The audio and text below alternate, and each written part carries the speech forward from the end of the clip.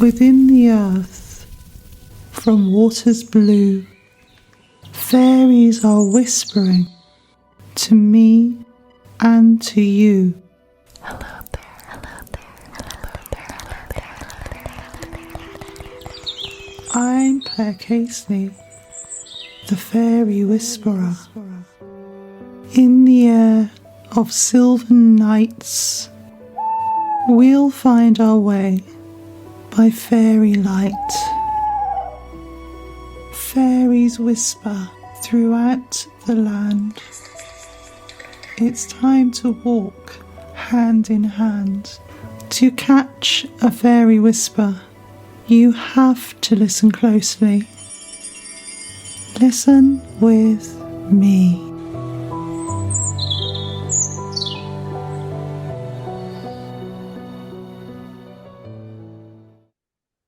Hello, welcome to the Fairy Whispering Podcast with me, Claire Casely, and with me this evening is Melissa Larose, who is a PhD student at the University of Aberdeen, and she's studying ethnology.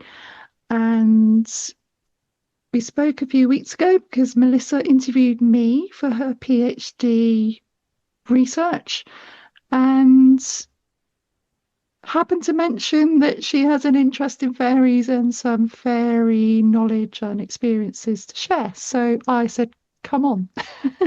Yeah. And before we start, you've got to say hello to your mum, haven't you? Yes.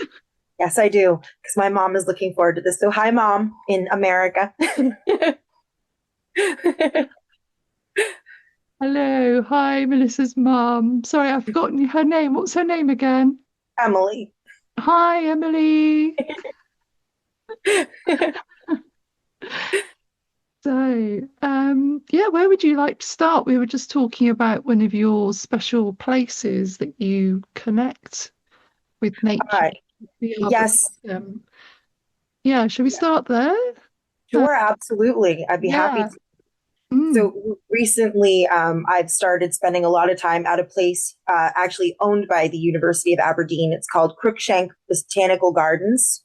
And they have this gorgeous arboretum, which is up through the garden. You go through a gate and then you enter into what I actually have described as fairyland, because it makes you feel a little more alive when you're in there. For some reason, there's this energy that you connect with. So I take my shoes off and I walk the trails, and there's all these gorgeous hawthorn trees and ash trees and every kind of tree that you can imagine here in the UK. And there's paths that they've mown through the tall grass. And if you go up to the top of the hill that's just in the very back of the arboretum, there's this, what they call a circle of trees. And it's one of the most famous sections because it's literally trees that are kind of coming up. They've angled out and around and they form a circle at the top of the hill in a natural circle. Yeah. And it's really quiet up there. It's very peaceful. You hear the birds, but you do kind of feel very inspired and almost like fairies could come out of anywhere at any time. And that's the way I feel about it. You know, my feet hit the grass. I go up there. I lay in the sun. It's very quiet. A lot of people don't go up there as often as you'd think. And so it's like I have the whole place to myself. And actually, about Saturday, I went up with my camera and I dressed as a fairy. And I did, in fact, do a fairy photo shoot up there in the arboretum. So wings, ears, makeup, you name it. Yeah. I was very inspired to just go up there, and I've started writing up there. I've been very inspired by this place and started writing fairy poetry again, which I haven't done since I was a teenager. So it's been a really impactful location for me here in Aberdeen. Beautiful. And that was Saturday. I'm just thinking I've got a coincidence going on here because I went to a fairy circle. Well, it's not called a fairy circle, but I think of it as a fairy circle. It's a copse on Dartmoor called Ring Hill Copse. It's on private land, but it just so happened to be open on Friday. And I'd walked to a tour that I'd never walked to before. And then on the way back, I thought, oh, that's the copse I would be wanting to go to. It just happened to be open to the public on Friday. So I went in and I walked around.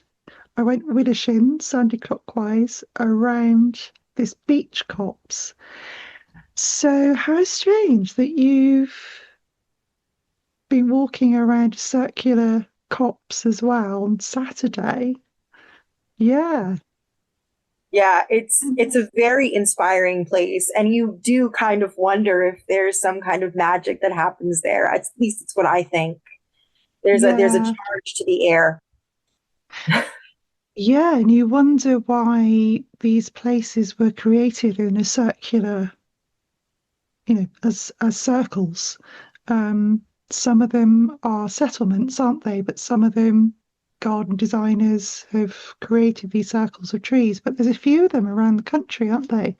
Aren't Yeah. there? Yeah. Well, you got to figure Northeast Scotland, where I am right now, is filled Mm. with folklore and lots of magic. I mean, you go up to Inverness and they still believe in a lot of the fairy lore. They still adhere to it up there. And here in Aberdeen, a lot of people, especially at the Elphinstone, will talk about the last brownie of Aberdeen, which is a Mm. famous story here. And so, Aberdeen was once told to be full of brownies. Not That's quite anymore, amazing. although I do swear I have one living in my flat. I'd like to hear about the brownie in your flat, but if you've got any information about the Aberdeen brownies for people listening, that'd be wonderful. Yeah. So apparently, many, many years ago, brownies were a very prevalent part of Scotland. As you know, Mm. most brownies are actually known to Scotland. It was the primary fairy, so to speak, here Mm. in Scotland. That was the most that people knew. It lived in barns, but over the last 100 years or so, the fairies have all just kind of disappeared. And the last brownie of Scotland is the most famous story here. It speaks of a brownie that kind of took to the road and traveled away as Right. urbanization took over. But I'm still convinced that they're here. Yes. And what sort of signs have you had that the brownies are still still around? For I'm me afraid. personally, the Yeah. first time I had an experience with what I do think is a brownie is I was sitting in the kitchen one night playing solitaire at the kitchen table with a good old fashioned deck of cards, mind you, not on my phone. And out of the corner of my eye, I saw this shadow flit through the laundry room. And Mm. it was about probably a foot and a half tall, roughly, and it moved quick. Mm. And when I looked, it wasn't there. And I heard Right. footsteps pitter pattering before that. And I was this would have been back in December. I was the only one in the flat. It was the Christmas holidays. All my flatmates had moved out and I spent the holidays here. So it just kind of started happening, the activity more and more frequently. And I lost my sunglasses and I always put them in the same place. And I swear the brownie has to be the most fashionable brownie around because I think he took my sunglasses. At least that's what I'm telling myself. So I don't have to believe that I lost them. Ah, how interesting that it was around solstice and Christmas time, which has always been the traditional time when fairies were invited into the home, weren't they? Through the greenery, through holly and ivy and decorating the home. And then after Christmas, they were shooed out of the home by getting rid of the greenery, weren't they? So that's really fascinating that you were on your own and then the activity ramped up Mm-hmm. around that time. Mm. It also happened to be around the time that I was like putting up more of my fairy decor as well. Like once all of my Right. flatmates moved out and I had the flat to myself, I sort of took it over for the holidays. Great. So greenery went up, fairy wings went up. I had fairy lights everywhere. I had multiple Christmas trees in multiple places, the hall, my room, the kitchen. And I kind of opened it up a little bit more to make it more welcoming, even though I was the only one here. I sort of amplified how much fairy decor became a part of the flat over the holiday season. And I did notice nowadays, even still, I'll be walking down the hall and something will flip past me. And at one point, I'm pretty sure one of my current flatmates saw it too, but she refuses to believe. She doesn't want anything to do with that. Oh, how interesting. That's mostly because of the culture she comes from. She's been raised Sure. around the jinn. So she has this fear of allowing anything like that in. So I kind of just am like, I'll just see it for both of us. Oh, how interesting. Yeah. That, yeah, the way it's being interpreted by two different sets of, beliefs. Um, but for you, it sounds like it's a friendly but tricksy, it's the kind of thing that, well, in this part of the country, we have pixies, so which are very similar to brownies because they're believed to help out in the house, but also play tricks. Mm-hmm. So it sounds like this brownie is, we'll call it a brownie, um, is trying to get your attention. But has the activity subsided since Christmas, or has It's not it? as frequent. Right.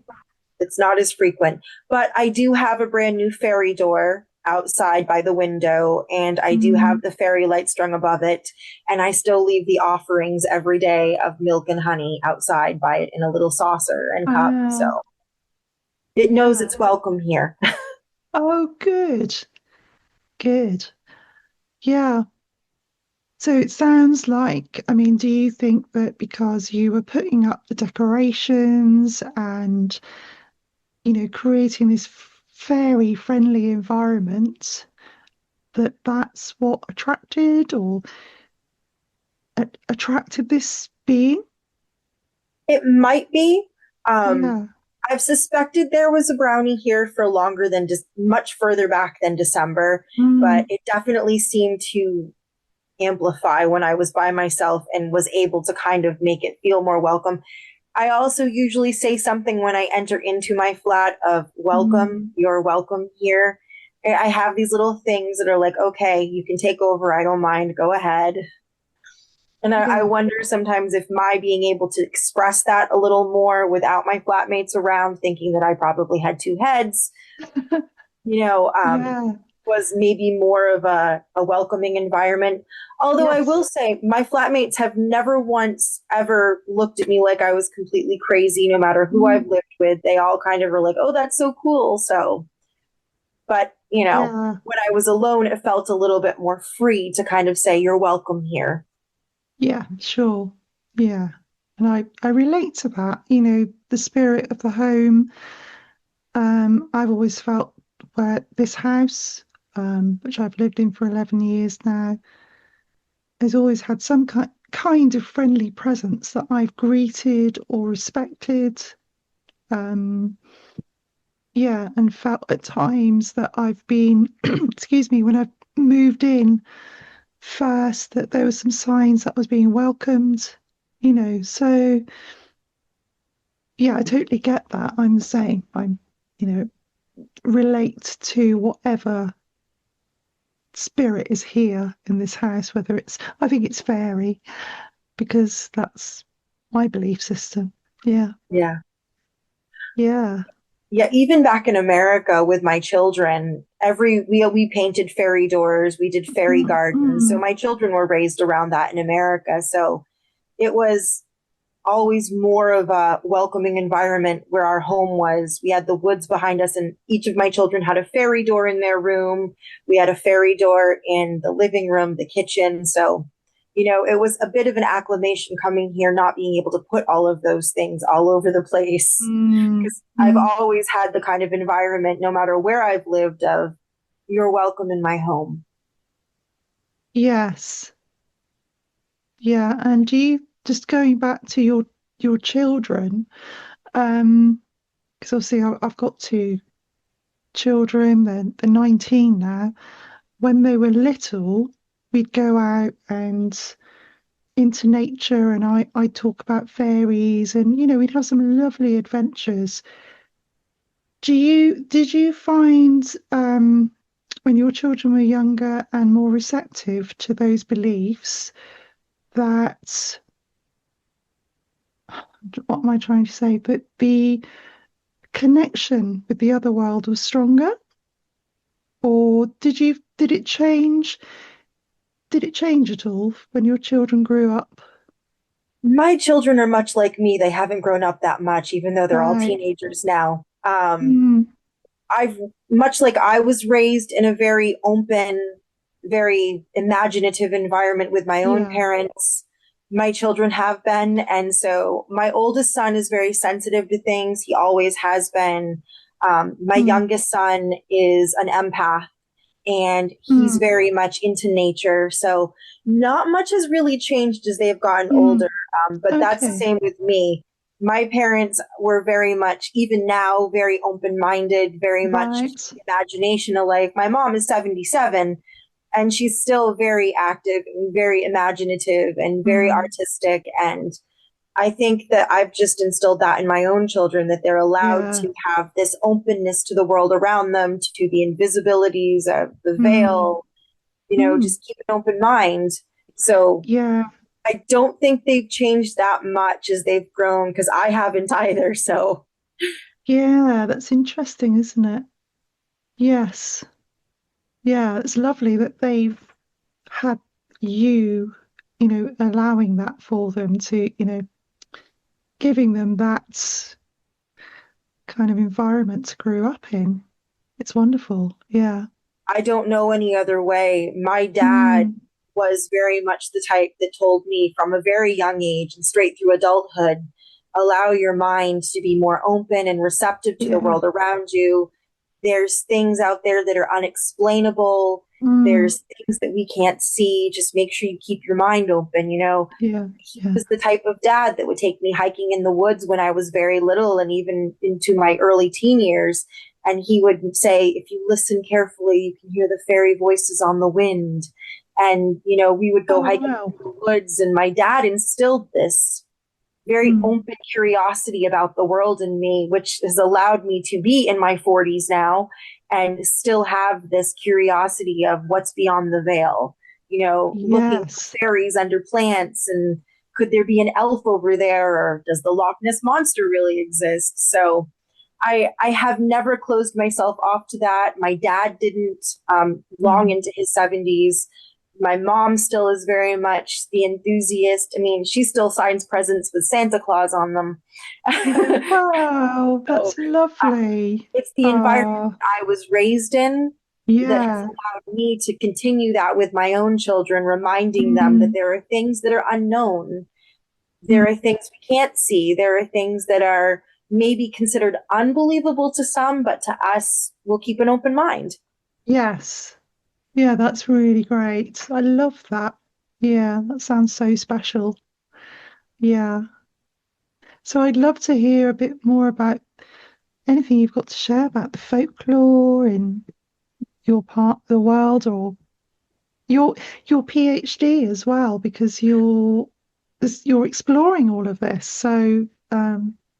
Yeah, so my PhD is actually studying fairy lore specifically. Mm, hmm. It is, in fact, how contemporary society relates to fairy lore and whether or not there's still an ancestral link between believing in the traditions, adhering to them, and Mm, seeing whether there's a thread that keeps generations connected. And it does seem to be that way because what I'm learning is that even the biggest skeptics that have submitted my survey and taken my survey, done interviews, they all say the same thing.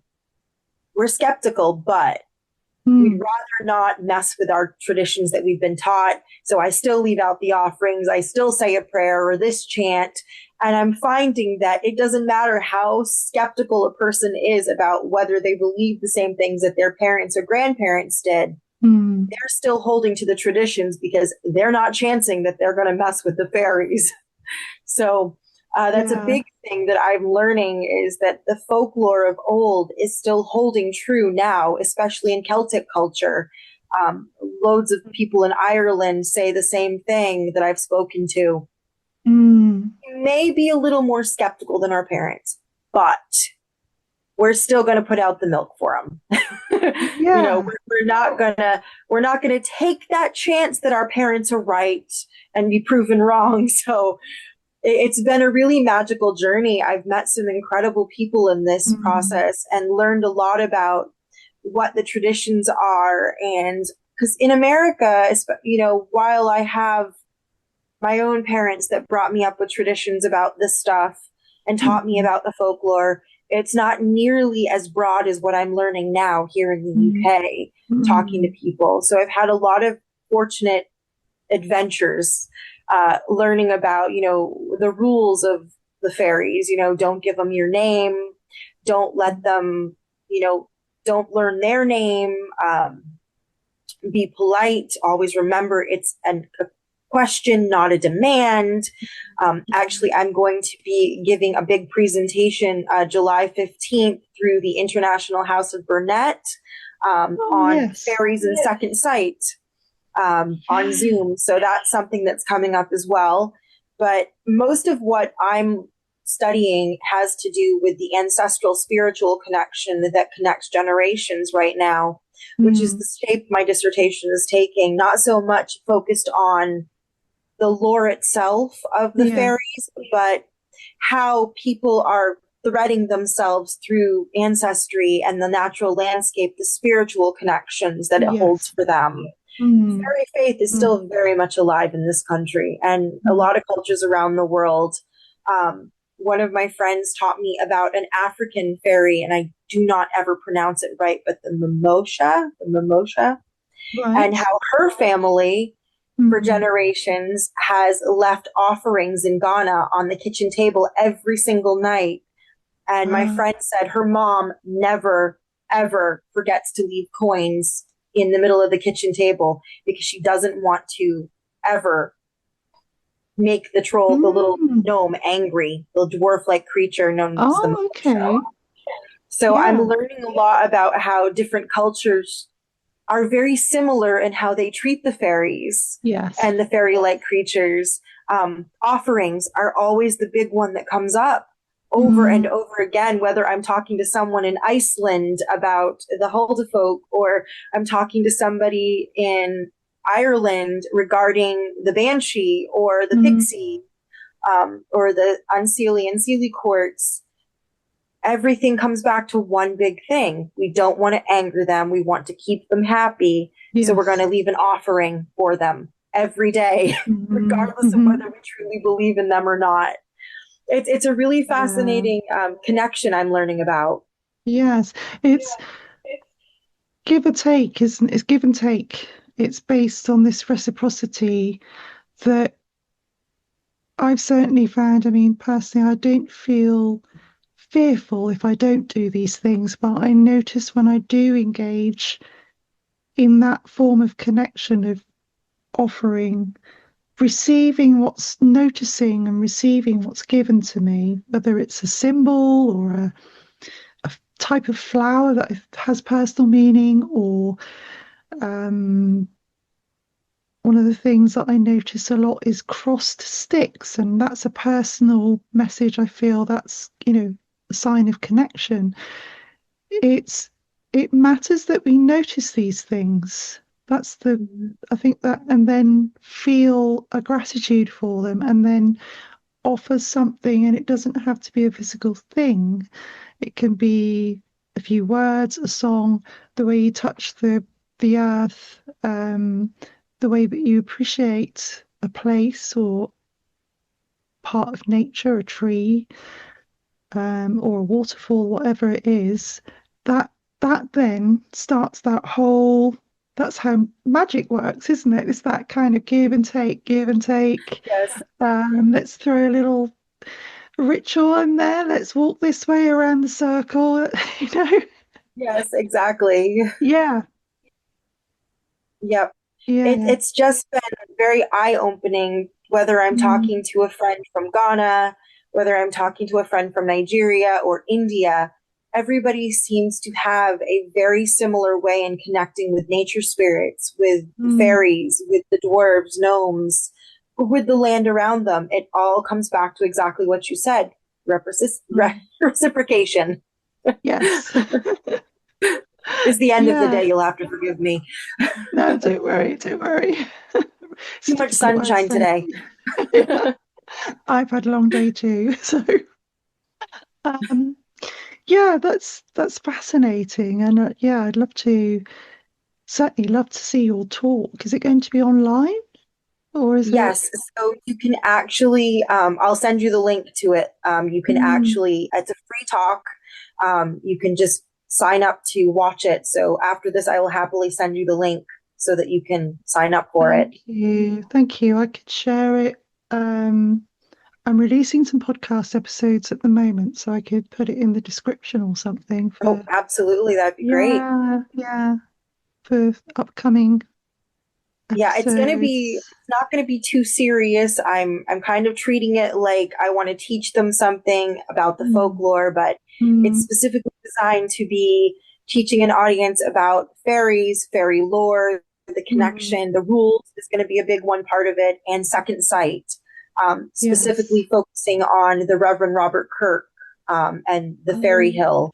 So that's going to be a big one because he was, of course, one of the biggest factors in encounters and learning about the fairies in the 13th century. So, yeah, I mean, for any listeners that don't know about Robert Kirk, could you just give a little overview of him? Short, sort of, so yeah. Reverend Robert Kirk was a huge, intricate player in fairy encounters, and Mm. he went into great detail. He would go up what's called Fairy Hill, and he would, I believe it's what, Dartmoor here. What is it? Oh my gosh, you would think I could remember these things, but I've got so much fairy Uh, information in my brain. Aberfoyle? Was it Aberfoyle? Aberfoyle. Yes, Yeah. Aberfoyle. There's a place Mm, called Fairy Hill that is still mm, surrounded by offerings. I mean, you walk up this hill and there's rags tied around trees, ribbons. People are consistently leaving rocks, seashells, foods, biscuits, sweet treats, fruits. You yeah. can't avoid it when you go to Aberfoyle. It's Mm, massive even now. People don't mess with the fairies on this hill. But mm, the Reverend Robert Kirk in the 13th century, he was a huge player in writing down encounters that he had, including the clothing style of the fairies, what they ate, how they spent their time. And there's a theory, a hypothesis that he died on that hill and the fairies are the ones who took his life because he mm, was providing too much information on what mm, they were behind the mm, veil, and the fairies didn't like it. So the theory is he had the heart attack on the hill because of the information he was writing about and preaching, and he was known as the fairy minister because yeah. he would take it back into the town and tell people, this is what I discovered, this is what I saw. And Mm, the theory as well that he had second sight, which is the mm, ability to see the supernatural and predict things, mm, because he was the seventh son of an unbroken line.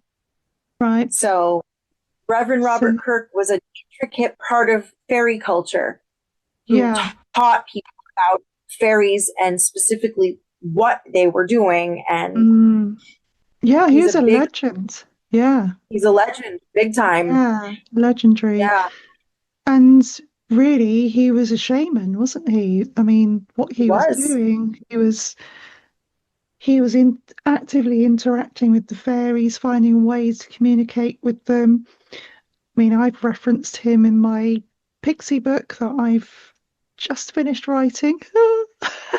Yay. um, because he talks about how they speak, their language, doesn't he? Their voices, what they Yeah. sound like. I mean, he Yes. must have been just absolutely fascinating to people at that time. And I think, obviously, since then, maybe more. But he was living at a time that was also quite dangerous to talk about these things as well, wasn't it? It was quite, This book. yeah, yeah, that's it, Elves, Fauns, and Fairies. Yeah, it's Yep, brilliant. It's a brilliant book, and it it's is. Andrew Lang he done Yes. the intro and the notes, and he for Yep. anyone that doesn't know, he's a brilliant fairy folklorist. Um, amazing, all these amazing people, and Yeah. yeah, It's a huge part of my dissertation because it does go mm, into so much depth as to the information about what fairy culture really is and the truth of fairies beyond the lore, so to speak. Yeah. And Uh, it's the interesting thing is that a lot of the information that he brought forward has either been, well, I know from studying the folklore here, and you might have come across this where you are in Scotland and other places, it's it, independent evidence from, people that perhaps have not come across his research is mhm. corroborated by sightings, isn't it? And It is. people's personal experiences. So, you know, it's fascinating that there is an element of a strong element of truth and purity to that information. That, yeah. Yeah. Mm, mm, Yeah, he's fascinating, but I do find it funny that people theorize his death caused by mm. the fairies. Too much information provided. Yeah. That's And probably you become don't, one of my favorite hypotheses that I've encountered in my research. Of course, it's unfounded, but still, yeah. it does kind of make you wonder, knowing what we know Mm, about fairies now and how secretive they still like to keep their lives, how private they really are as beings, that I think, yes. could it be a possibility? It's one of those theories that I kind of like to expand upon a little bit. Mm. I just know, I suppose, yeah, you got to be careful, haven't you? Because you don't know Mhm. what you're, we don't really understand what we're dealing with, to be honest. Yeah, No matter, no matter how many books you read or, you know, none of yeah, us are really experts. We can only go on our own experience, can't we? And yeah. yeah, so I think caution, caution is very much very wise. Yeah. Yep, yep. Mm, I don't, when I'm out and I suspect, because I've always suspected there might be fairies in certain areas that I've, like when I lived in Leeds, England, I had an encounter that will forever impact me. I'd It love to was hear about probably the that. biggest encounter I've had. So I lived in Leeds, England in 2023, where I got my master's degree. And one of my favorite places to visit with my friend Charlotte was Golden Acre Park. And it's this gorgeous, expansive park, lots of greenery, flowers, gardens. Again, one of my favorite places. And it was just after the rain. And we were walking back toward a place where there's these old railroad tracks that are no longer in use, but they have them kind of gardened off. Mm, And so you can read the plaque. And we were coming back, and out of nowhere, Charlotte and I just kind of stopped because it got very still. The wind stopped, the breeze stopped blowing, and it was like everything just stopped and held still. It was like the moment froze in time. And Charlotte and I kind of looked at each other and we went, I don't know if I like this feeling very much. Everything has just kind of gone eerily silent. And this weird green glow started to overtake, like a green mist, which I know probably is common after rain anyway, but it just kind of happened out of nowhere. Was this greenish tint to the air, and everything went still. And yeah. we had suspected something was following us because every once in a while we'd hear this flit and land on a leaf to the left of us as we were walking along the trail. And then everything just went silent. Now, I had heard rumors and read in certain stories online and talked to friends that there was suspected fairy activity in parts of Golden Acre because of the location of it. It's so, I mean, you have to take like a 30, 45-minute bus ride from where we live, and then they drop you off in the middle of nowhere. And you walk the rest of the Gosh. way to get to this park. It is literally in the middle of nowhere in Leeds, England, Mm, but it's mhm, beautiful. mm, And I sent Charlotte Charlotte's always been really good at identifying, like, okay, we've always debunked things. And so we yes. thought, okay, maybe it's a small bird, maybe it's a squirrel, maybe it's a bug that's larger than it should be making the sound. But it was very singular. It was Mm, flit land, flit land. And as we're walking, it kept getting more and more silent. And then that green kind of tint to the air.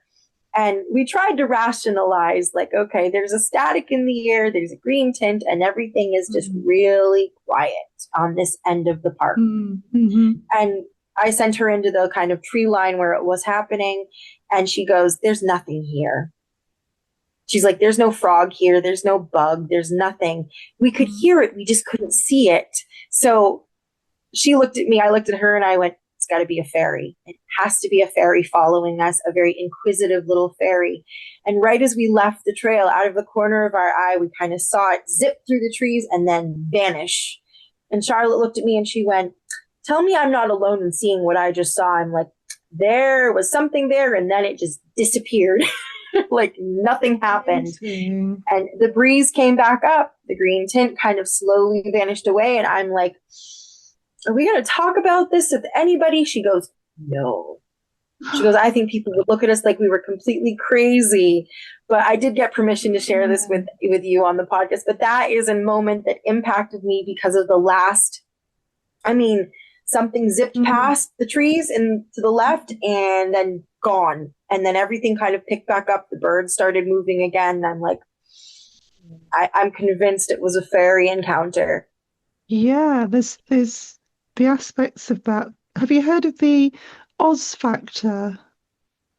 Yeah. Jenny Randall's name, Yeah. didn't she? Where everything goes quiet and still. Yeah. Yeah. Usually in ET or UFO encounters, that's her kind of focus, isn't it? But I think they all interlink, don't they? Yeah. And also, you've probably heard of Marie Claude Balfour and her story, The Green Mist. That's what immediately came to mind when you mentioned that. I thought The Green Mist. Yep. And that was the cars, wasn't it? I don't know. Is that near Leeds? I've forgotten the part of the country that she was writing on, but I'm sure it's up writing from, but I'm sure it was around. I can't remember for the life of me. But no. But so yeah, so you've read the story of the Green Mist, have you? Of course. Yeah. My research has taken me everywhere. Yeah. But I find it funny. It takes longer to explain what happened. It happened so fast. Like it's not like this was 10 minutes. This was more like a couple minutes that it happened over. But it it was the last thing that happened that kind of really like made me step back and go, what was that? Because there was nothing there. And if it's a bird, you can follow the trajectory, the path. But this just kind of flew off a leaf and gone. It was like it just vanished into something. But that was probably the biggest encounter that has impacted me. That's amazing.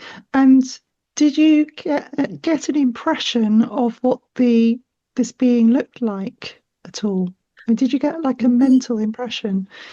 The only thing I remember was hearing the flittering of wings, and then I only saw it for a moment, so I don't have a true visual of it, but it was long and then gone.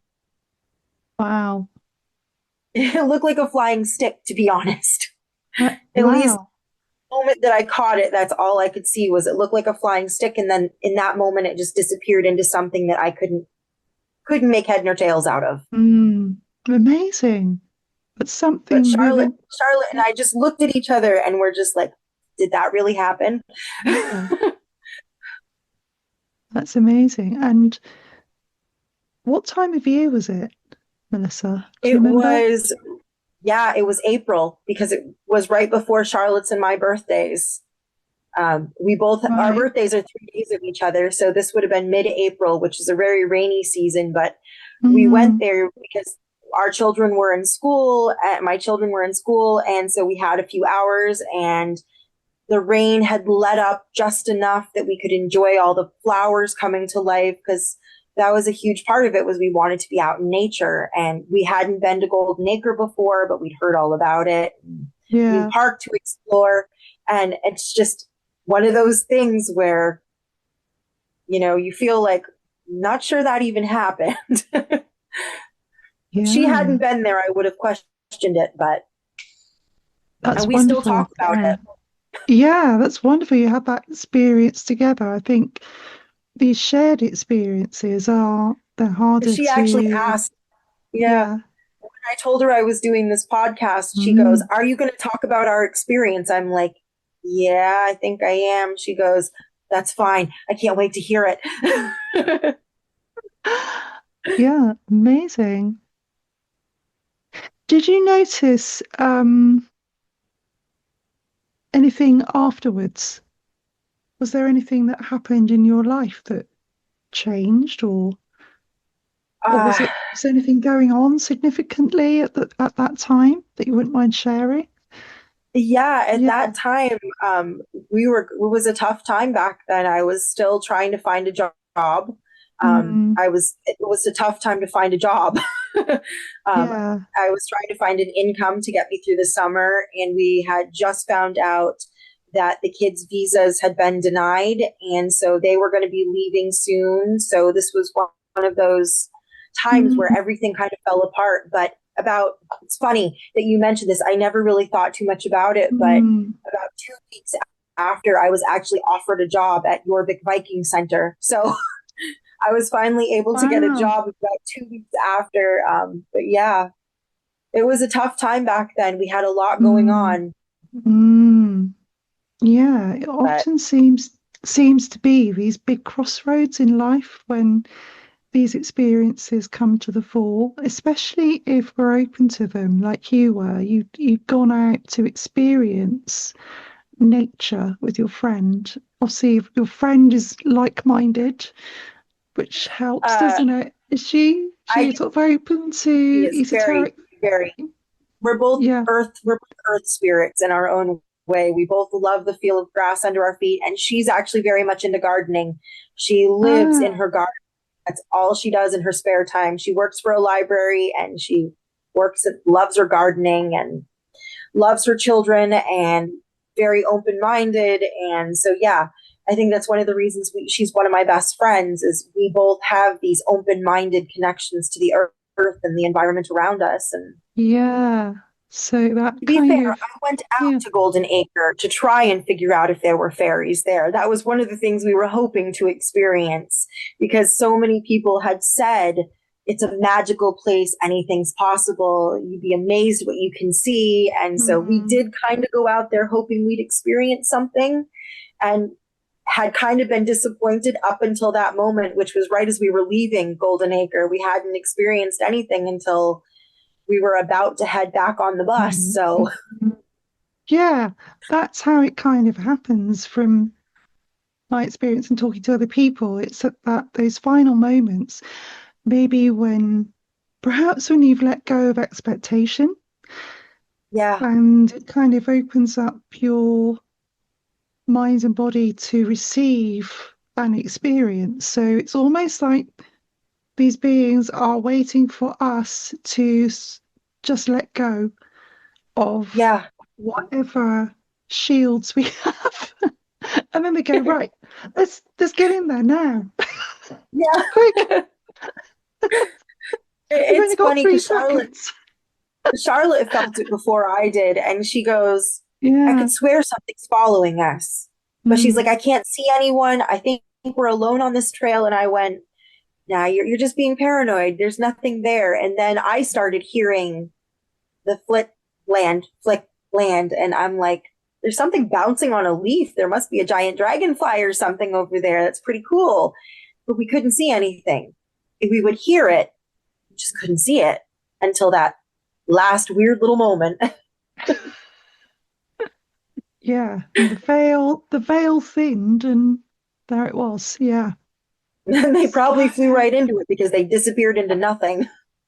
That's amazing. I'll Yeah. admit, Charlotte and I both Mm. walked around that tree numerous times trying to figure out if there was something that we missed.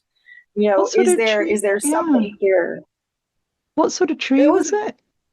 I actually am not 100% sure what kind of a tree it is, because I was so focused on Mm. figuring out what could be around the tree. Is there a nest here? Mm. Is there something behind here that I just am not seeing from that part of the trail? Because I have to Mm. investigate. before I make an assumption. And Charlotte and I walked around this large tree in this little mucky spot and went, there's nothing here.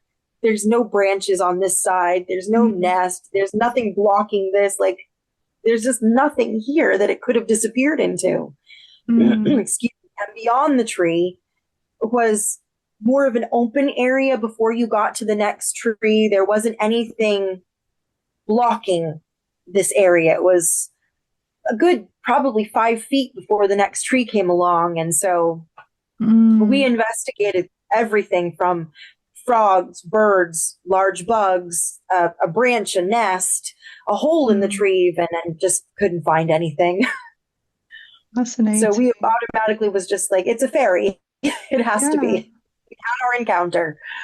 Yeah, but I've interviewed people on the podcast that have actually, with the last 2 episodes I've just released with Lorraine Wilson, who is based in France, and she has taken some like thousands of amazing photos of lights in her garden and little videos of little beings, like a golden light being. And her dogs, it's not just her, because she's got 8 rescue dogs, and she's got all these cute photos of these dogs watching the lights in the garden. So yeah, she's caught them on video, and they seem to react to her voice. So she sings light language to them. Ooh. Yeah. And then I don't know if you've heard the episode with Jem that I interviewed. I did about 3 episodes with Jem where I visited her garden, and she's captured lots of beings on her security cameras, and some of them appear to, they just seem to be flying out of walls and flying out of trees, and they just appear and then they disappear, or they disappear into the ground. So so I think that's something. Yeah, it's just what they do. They manifest and then they're off. Yeah. Yeah, it's definitely the most impactful though. Like the brownie that I suspect lives here is not nearly as honestly, the brownie, when I have seen the shadow pass me out of the corner of my eye, it's just kind of been the, oh hey, how's it going? kind of a deal. I've adapted to having the little thing here, whatever it might be. But you know, that encounter just was like mind blowing. Yeah, so it's interesting that, I mean, obviously different types of fairies, aren't they? So you've got the brownie that's very connected to the home, and then and they're primarily male as well. Brownies are usually known to be male. There's very few, if any, stories I've encountered in my research that show a female brownie. Most are male. Yeah, and they don't fly. No, they don't. Yeah, same as pixies. They don't have wings. But then what you saw sounded like possibly a typical fairy. Yeah. Bright fairy. Yeah, amazing. It didn't feel malicious or anything. It was just like it almost gave off a vibe of curiosity. Like, who is this pink-haired human? I think they are curious about us. But they are curious about us, and that's why some of them just don't want to know. And some of them are just like, oh, haven't seen this person before. And I'm sure there's something, I don't know how you feel about this, but there's something to do with heart connection. So if you've got an open heart, if you're exuding a feeling of love or lightheartedness, that seems to bring these experiences closer as well. Do you think? I've in regard to something along that line, I have noticed something quite common in people that I've spoken to. A lot of the people, and I am a little bit into astrology, so I do kind of study this a little bit independently, not intensively, but a lot of the people that have had the encounters are earth signs or water signs and are a little bit more open to the connection to their land, the environment. The woman who had the encounter with the dwarf in Ghana is a Taurus. My friend and I are both Tauruses. My dad's a Taurus. My mom is an Earth sign. And I don't know if that has much to do with, belief or anything, but I have noticed a little bit more open-mindedness among those who seem to connect to the Earth. And my dad always said, put your feet in the grass and feel the heart of the earth. Let it pulse through you and connect yourself. So that's why beautiful. every time I go outside, my feet are bare. I walk in the grass. My friends do the same thing, but I don't know if that's a huge connection to anything. I don't know if it can actually be founded, but I have noticed that's a big thing with a lot of people that have encounters and beliefs is I'll ask them, what's your sign? Because I'm curious and I've started collecting the data, and a lot of them will say, and I've connected with a lot of Tauruses and Pisces, and it's amazing. That's really interesting.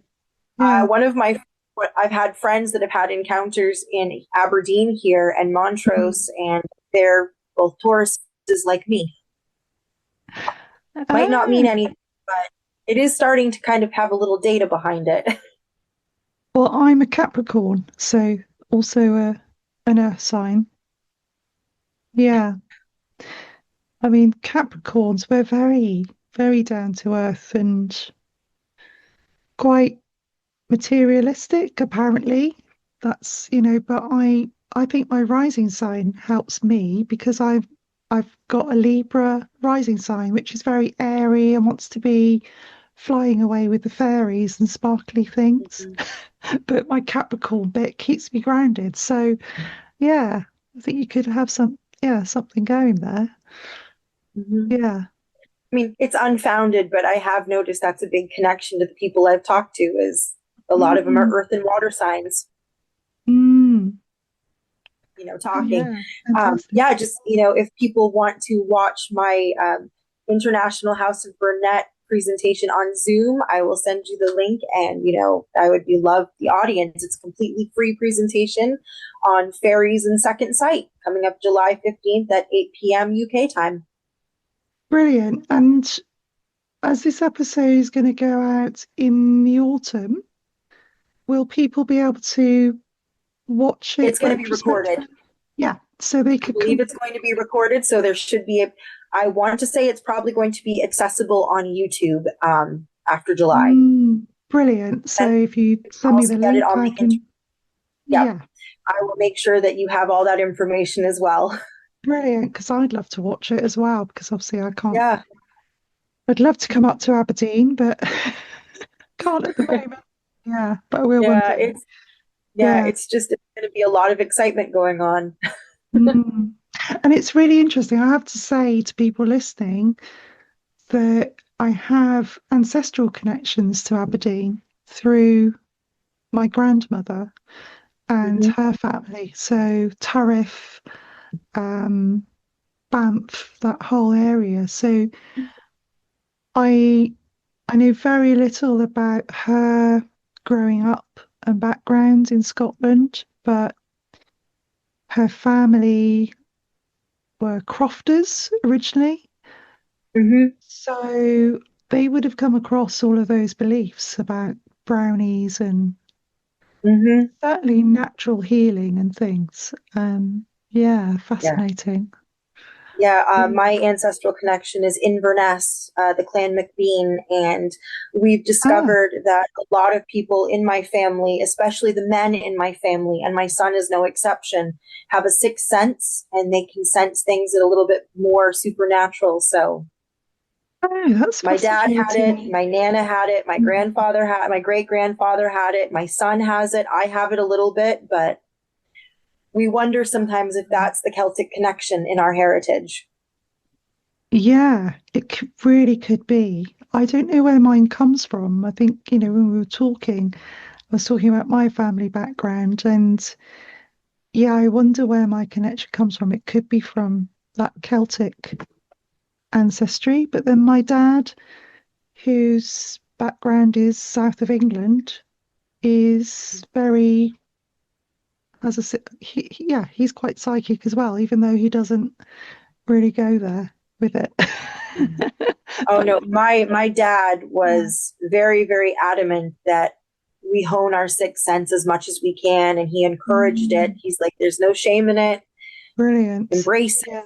And I've done the same thing with my own children. So my son's is quite strong. Amazing. Amazing. Yeah. Oh, it's been wonderful speaking with you, Melissa. Thank you for your time. Oh, you're very welcome. Thank you so much. Love to talk to you again in future. I've got be really lovely to have you back on and see how your project is progressing. Yeah. Fantastic. Absolutely. Anytime. Yeah. Part 2.